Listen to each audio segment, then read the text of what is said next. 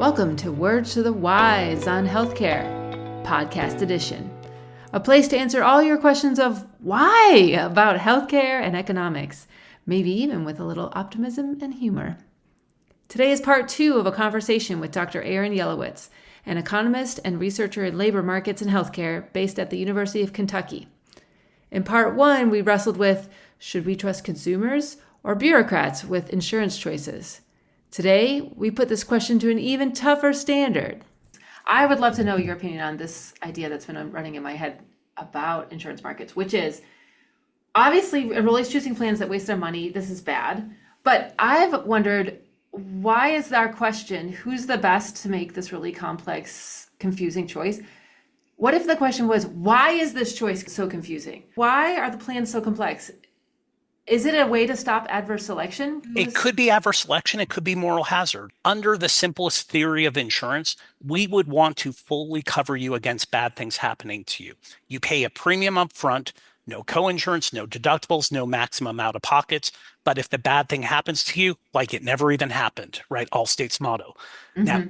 Now, if, of course, whenever something bad happened to you, we compensated you for it, then the moral hazard problem, the idea that you would go to the doctor more often for relatively minor things, comes into play. And so the idea there is maybe cost sharing, skin in the game, puts discipline on consumers. So it's fundamentally the trade-off between, we don't want really bad things to happen to you, but we also know that if we make something free or near free, people will wastefully use it. And so, but try explaining that to consumers, right? And then note that the design of those plans can attract different kinds of people. Imagine that I'm old and sick and that you're young and healthy. I might be attracted to a low deductible plan. And in general, maybe you'd prefer to have greater protection too, but because it's old, sick people and the more... If you don't go to the doctor that much, you're fine with a high deductible. Right. So you're not there anyway. Yeah, you'd still like the protection, but if the pool of people in the plan that is more generous is more adversely selected, you don't want to hang out in that neighborhood if you're a healthy person. So I view this from the insurer provider side, right? Mm-hmm. I want to have really complex plans because that's going to make it hard for the old person to know which plan to choose, for the young person to know, and we're going to have things smoothed out. I don't see much policy discussion about, rather than who can we help make the complex choices, how can we make the choices less complex? Oh, what's interesting? Amy Finkelstein, of course, she has a paper on everything, so it's no surprise. It turns out that Medigap plans used to be the Wild West. So imagine prior to Medicare Part D, which provided prescription drug coverage, passed in 2003, implemented in 2006, and so forth. Prior to that, drugs were not as big of a deal, of course, in the 1960s, but of course became a much bigger deal over time. Part of the way in which seniors would get drug coverage, because Part A and Part B of Medicare didn't cover it, is through what was called a Medigap plan. I guess these still exist today. And it the idea of the market, people wanted this, so Medigap plans would emerge to cover these things people wished were covered. Yes, and so the problem was almost zero standardization, zero, call it if you will, too much choice, but more just there was no easy way to comparison shop. And at some point, the government came in and kind of put some standardization on here are the things that a plan must have. And if that sounds familiar, when you signed whatever mortgage documents you did at some point for a home, there was surely a there's what you might call the standard bureaucratic forms one fills out. Or if you apply for a credit card, right, then basically they're required to show APRs, that kind of stuff. So we see this kind of standardization pop up in all sorts of areas. Yeah. Whether it does good or not. Those are both complex financial areas, right? Yes. Where sometimes you have a lawyer helping you in the mortgage case. Yes. Right? You don't have the lawyers in the healthcare case. We could ask, though, how much good does that do? Or when you basically put some things as prominent, you're putting your thumb on the scale for saying the APR matters or this matters or that matters. And directionally, that's probably true. Is it true for everyone all the time? And the example I might like to give is not a financial product, but imagine you were deciding which cereal to eat this morning. Well, there is standardization that exists today that didn't always exist, right? The side of the cereal box that has Hmm. calories per serving, and then it breaks it out into macronutrients, those sorts of things. In principle, those are there so that you can be a better shopper of saying, well, should I have cornflakes or frosted flakes, that kind of thing. How many carbs do they have? Blah, blah, blah. Um, but of course, imagine that you can adjust what a serving means. Imagine that we're targeting the wrong thing. Those in the longevity space, for example, might say that the view of, say, fat versus carbs in yesteryear versus today Yeah. is vastly different, right? So imagine that you put your thumb on the scale that carbs are okay and fat is bad Hmm. back in yesteryear, and now perhaps we don't think it's nearly as obvious, right? So Yeah. that's exactly the idea of the bureaucrat comes in, standardizes something. We might think markets work a little more efficiently because of that. I'm at McDonald's, do I choose Hmm.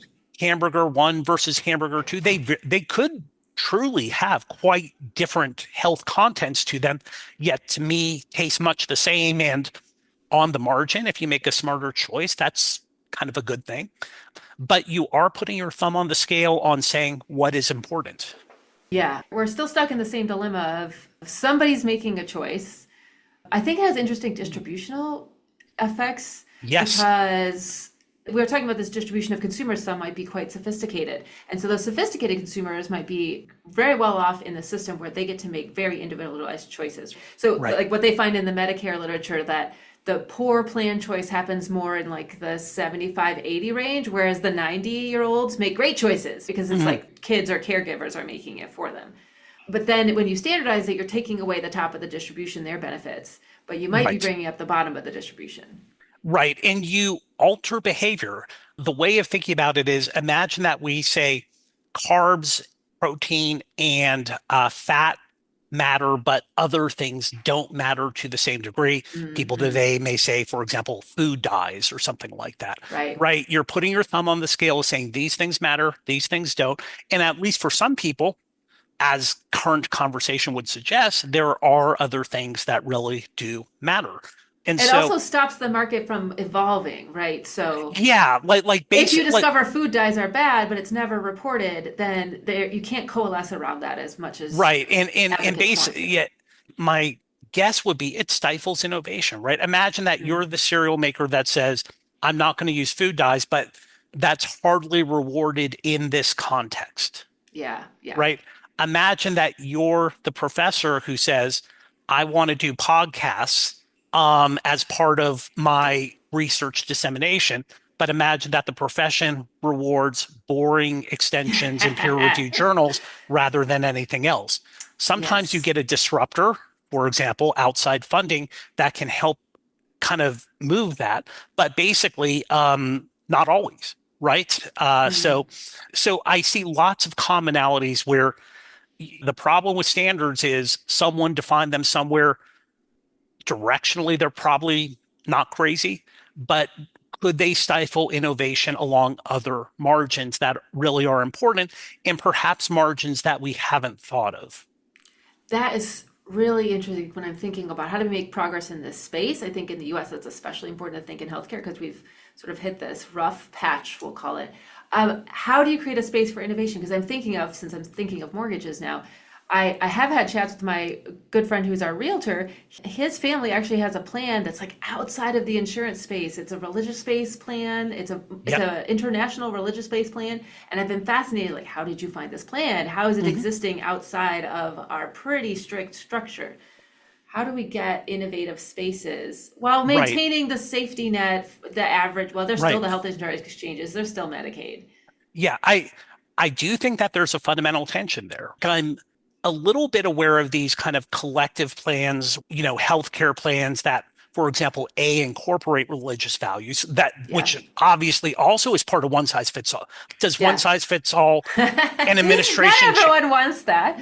right, right. So an administration changes one Hmm. way or another, and all of the culture wars that exist today feel like they are to some extent at the margin of healthcare decisions, autonomy, and fundamental values. And do I have to pay for what you're doing? And do you have to Yeah, pay for yeah. what I'm doing?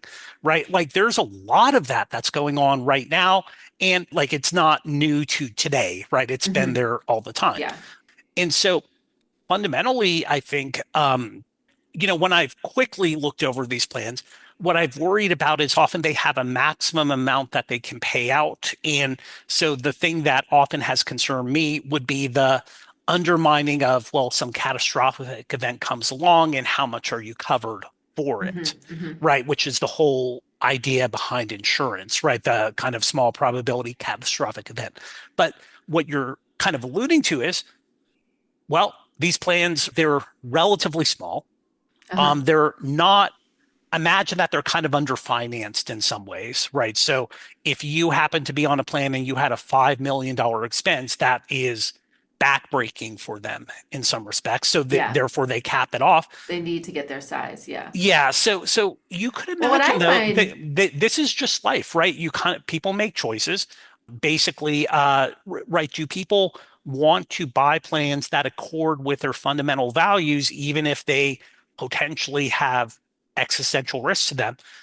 Free market people would say that's life, right? People will do that. mhm, mhm. Well, even more looking into this particular plan, it seems like it's also, I'm thinking of it as an innovative progressive dimension in that it seems to go back to the basic idea of insurance, which in the US, Mhm. it's these prepaid discount plans, right? Rather Yes, than the core of insurance should be there's something big and unpredictable. If it happened, you'd be wiped out. I'd like to take care of just the risk part. And right.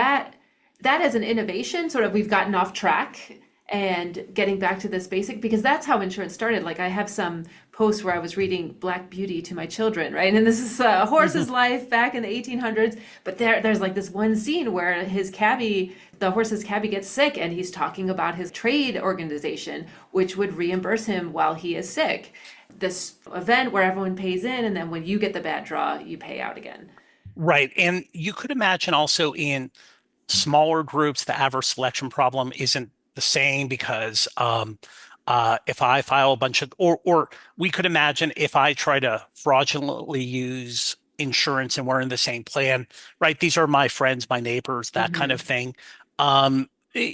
Or even just some vetting. Like if you have a Mm, pastor that will sign off, you show up every week to right, church. Well, that's right, something. You are right. And able to get to somewhere on time yeah, every week. well, the other thing I suppose is one should wonder about things that are correlated with signing up for that plan, like lifestyle behaviors that are actually advantageous towards not big expenses, right? So imagine that, for example, those who would sign up for a plan abstain relatively from drinking and drugs and smoking and all Mm-hmm, that kind of hmm. stuff.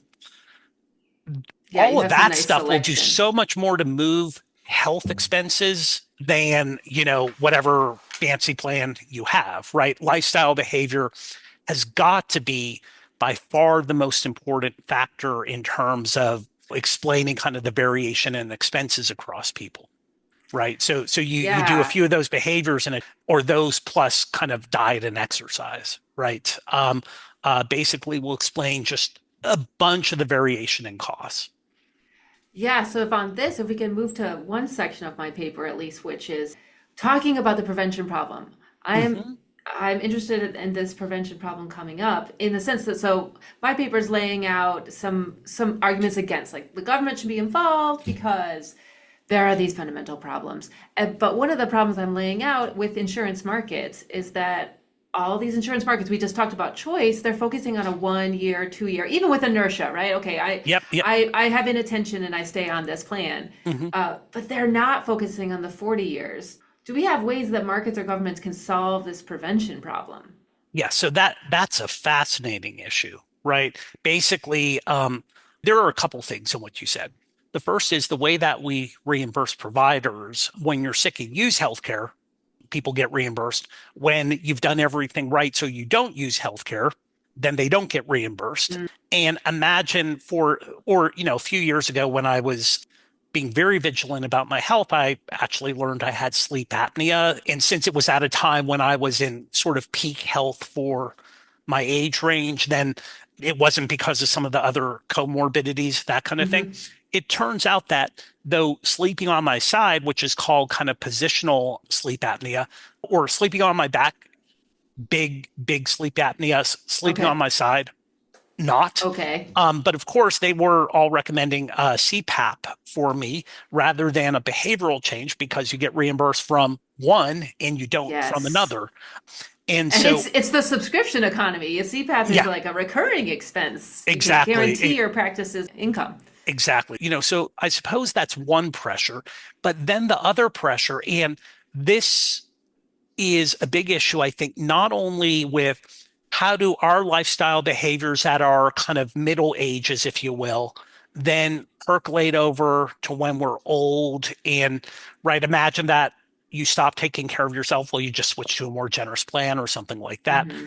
And along the same lines, there are these breakthrough, like we might imagine that medicine in the future gets more personalized, where with Hmm. gene editing, gene therapy, imagine that there are things that we can just fix that we couldn't fix before. Those are super expensive, but they have long run benefits, right? So there's a large upfront cost, but then the benefits accrue for a long period of time. As an example, think about Sovaldi, which is a permanent cure for hepatitis C. And Yeah. right, it's like a 90-day regimen. Those who get hepatitis C tend to be sort of politically unsympathetic because it's associated with IV drug use. But basically, imagine that everyone who had hep C actually took the regimen at the same time. You get rid of hep C because it's the contagion is through needles, that kind of stuff. But if So, all these people are in a separate insurance yeah. plan, So here's the deal. It costs $100,000. What would you do? You would enroll in the fancy plan that covers the $100,000 this year, and then you would enroll in the same plan that has all the benefits except for Sovaldi coverage next year. And by doing so, you're paying a massively lower premium.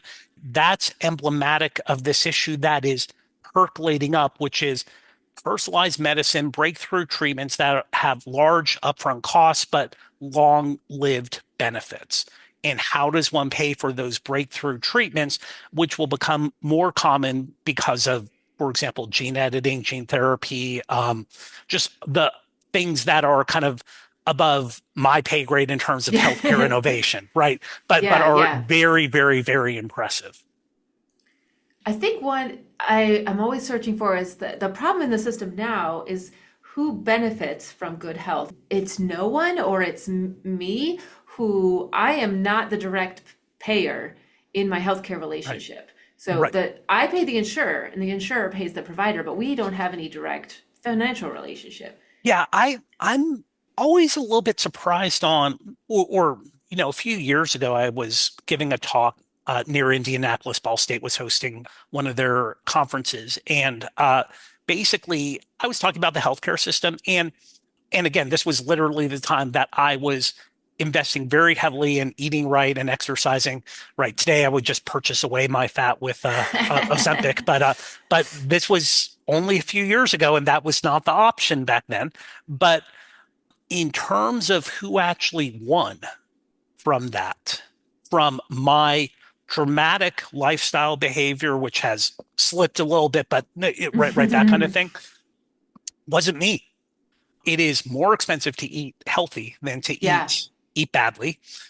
Exercise, there are parts of it that are slightly rewarding, but it's a big time sink, right? Well, yeah, there are It is some real effort. non-monetary costs Yeah, to it. It's yes. maybe painful. Yeah. And actually, there can be side effects, right? I mean, if you walk too much, you can get plantar fasciitis, that kind of, Hmm. right. There are side effects.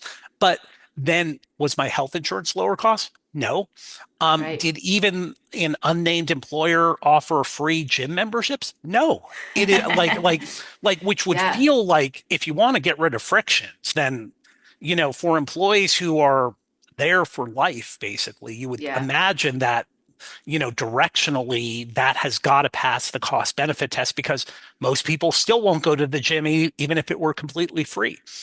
So, Well, and the employers maybe have some skin in the game, right? If the well, literature shows that you're more yeah, productive so and in principle, they have skin in the game, and maybe this is just a bureaucrat who doesn't want to shake things up or whatever, but it seems to me like the every once in a while they'll send you a free Fitbit or, offer $100 gift certificate to the person who gets the most steps or something like Hmm. that. But it feels like it is massively not optimized for how lifestyle behavior really matters. Like, so if you think about, yes, insurance companies can switch, right? They worry about you switching from one plan to another. Should your employer care about whether you smoke? The answer there feels like the likelihood that many people are with their employers for real long amounts of time. Hmm. You smoke today, it matters 10 years from now, probably. So there is this mystery of, or many people get employer insurance. Employers basically take it out of wages, right? Kind of they're paying Yeah. premiums, but essentially it comes out of wages. Um, and there is not much push for that. Maybe this is because just, well, it's hard to change these behaviors, right? Yeah. A few years ago, I would joke about, well, if there was a magical pill that could just make people not obese, then, right? And we are Some magical somewhat, fairy we're, made that for you. yeah, yeah, yeah. So basically, that that kind of thing. But generally, I suppose the issue is lifestyle matters a lot, but it's also super hard to change, right? Yeah. Especially in the long run. But Like, maybe we can bring it back again to consumer choice. We can go mhm, full circle. And the idea that what you're describing is the employer should care, but the employer has to care over all 10,000, 100 of its employees. And the individual benefit of one employee not smoking isn't going to come back to them in the same way good as point. it would directly. So some idea about the individual choice being important even in creating this prevention system because we are Right. Well, so and that's where the removed. skin in the game will come in, Hmm. right? So that's where consumer choice, where health savings accounts, imagine that you're allocated money. And if I make smart choices with respect to my health, imagine I could use that to buy healthy food instead of paying some premium or something like that. Hmm. So it feels like there could be more incentives in that direction, right? Uh, Yeah. I do a bunch of analogies in the paper about the idea of auto insurance versus health insurance. We're insuring our car versus ourselves. What are the differences?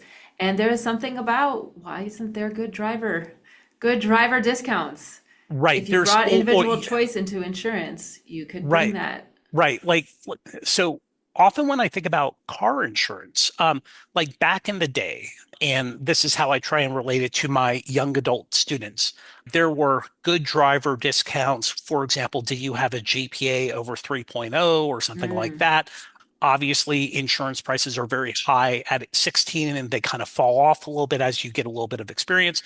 And today, the way I think of insurance companies as sort of seeking out information to give you as personalized of a quote as possible. So the difference today versus back in the day is for a 16-year-old or for, say, an 18-year-old with a few years of driving, your app that everyone is carrying around with their cell phone can show, for mm, example, the time at which you're driving. And for example, driving after 11 p.m., it just turns out to be more dangerous than driving in the afternoon. More drunk drivers, all blah, blah, blah. Hard stops, like decelerating very quickly or driving over 80 miles an hour. Like these are things that these apps now can tag. And so what they're trying to do is imagine like a hotel that has their list price rack rate. Everyone qualifies for that rate, but then from that they subtract a discount if you opt in, right? So they're in some ways much like the supermarket card that you scan every time you go shopping, right? Like you mm-hmm. may say, like, why should I have to scan that to get a discount? It's stupid, right? It's like because everyone has one. But then what they're getting is your information on, whether you're buying the Frosted Flakes or Cheerios. Here, Mm-hmm. the idea, I suppose, is there's some rack rate, there's some high list price. And then if you choose to opt in and have them monitor your phone can Right. tell when you're driving or it can tell when you're in a car, then basically they can tell whether you're going over 80 miles an hour or not, whether you're driving late at night or not. And it turns out that those things are probably far better predictors than, Your just getting a grades. speeding ticket, that kind of thing. Yeah. So they're searching for that kind of information. If they use that information and others don't, they'll have a competitive advantage because they can keep the good customers and so forth. Mm. So We often don't talk about auto insurance as having the same crises in markets that we often talk about with health insurance. We often don't talk about life insurance, which is something I've written quite a bit about, as having these kinds of issues. With life insurance, the reason why the market actually works pretty well is we price based on risk, right? Right. Someone, if you purchase Did you get your life insurance before or after your sleep apnea appointment? let's see, It before, makes a big difference. yes, no, great point, great point. I've on occasion purchased 10-year term life insurance. And from the several times that I've purchased it, right? You go online, there's some search engine basically. You roughly give them like, I'm a non-smoker, here's my height and weight, that kind of thing. But then they come to your house and they poke and prod you. They take your blood, right? They basically, do a blood panel on just risk factors and so forth. They ask you a handful of questions, which I suppose people could probably misrepresent, but they'll ask like, have you ever been skydiving? That kind of stuff, which very few people have, but of course would be a leading indicator of a taste for risk. And then of course you will sign the right of way for them to gather insurance, like your healthcare info. And of course, sleep apnea would matter, whether it matters from say age 40 to 50 in terms of dying. Some of these things might drive up health expenses, but if life insurance just cares about whether you die or not in those 10 years, the degree to which it will matter, it's not clear. But those markets tend to work pretty well, and you don't hear about the government wanting to take over the life insurance market. And although maybe sometimes you hear this about car insurance or after wildfires in the Palisades, hear about kind of centralized home insurance. The problems with home insurance often come because they want to price risk inappropriately. So Hmm. think about hurricane insurance in Florida, right? The coast versus inland. Think about wildfires in hilly parts of Los Angeles with $5 million homes versus flat inland homes with that are worth 500,000, that kind of thing, right? The problem often is that there are these cross subsidies. So that's Yeah. the government actually getting involved rather than letting the market work. Yeah. Well, I don't know if we're done with prevention, but I hope the innovators that listen to this podcast have gotten some ideas about what we could do with prevention. I'm going to ask you a question I'd like to end with. Hopefully this podcast moves the needle on some dimension of improving healthcare. But if we're going to improve systems, we should improve our questions. So my last question for you is, what is the next better question we should be asking? I would say the way to improve, in principle, what we care about is health, not only longer lives, but more vibrant lives. Mm, And yes, medicine can matter for that and can be expensive. One does not want to dismiss, for example, imagine that there was a cure for sickle cell anemia. Imagine that mhm. there are breakthroughs that There are very well, vaccines that we yeah, should still yeah, be there taking. are breakthroughs that very well could be, we may not by the time that we're the 90 years old that you were talking about, who knows what treatments will look like and how less invasive, less painful will be. But to me, I think I am still pretty attached to the idea that I was a few years ago when I gave that keynote address at Ball State, which is lifestyle behavior matters and incentivizing people to make good choice. This goes a little bit against the crux of what insurance is, which is Hmm. essentially when bad things happen to you, we bail you out in some ways, Yeah. right? Which, for example, in a world with Ozempic, then or a world with statins, high cholesterol or obesity is less of a concern because you can almost buy your way out of it with drugs. Um, Yeah. I think the hard part is moving the needle with respect to these hard to move behaviors because the reason why people don't want to eat broccoli and they prefer to eat pizza is because pizza tastes good and broccoli Yeah. doesn't. Right, we can quibble about that. Uh-huh. Natural question is, can there be innovations? Could there be the potato chip that actually is healthy, right? Like it would be called Frankenfood or something like that. Yeah. But you can imagine that if people are clever enough to do gene therapy, Isn't there a way of creating food that people actually want to snack on that they also does no harm, that kind of stuff, Yeah. rather than just almost pretending that you like it? Um, So you rather than how can we focus on this like risk minimization or focusing on right. fixing the bad things? How can we switch innovations to be rewarding the To good in things? innovations to make habits stick better, could exercise be Mm, made more fun? yeah, Right. we're innovating on the wrong side in Right, insurance. right, What about right. the And other side? right. And you could almost say like vaping is a Hmm. huge innovation relative to combustible cigarettes, conditional Yeah. on, right, maybe like Yeah. who knows what the verdict is It's on that moving the kind of. needle in the other direction at least. Right, right. And so I guess are there better substitutes for pizza and for streaming Netflix? Right, kind of, like kind of being lazy. You could imagine that, like, I suppose you'd run into the problem. The genius who comes up with that innovation, much like Steve Jobs coming up with the iPhone or those Google engineers coming up with a seminal article that launched kind of the version of generative AI that's going to change the world, that kind of thing. You worry about would you capture enough of the returns from that Hmm. to actually want to do it? But it would seem to me my key takeaway is that's the hard problem, right? And I am more dismissive of the idea that, well, people love smoking and love taking drugs and so forth, right? Yeah. It's people do these things. Probably if you ask them, do you wish like you had just not gone in that direction? To each their own, right? Hmm. Live Hmm. your life. However, many people would say, I wish I hadn't gone in that direction.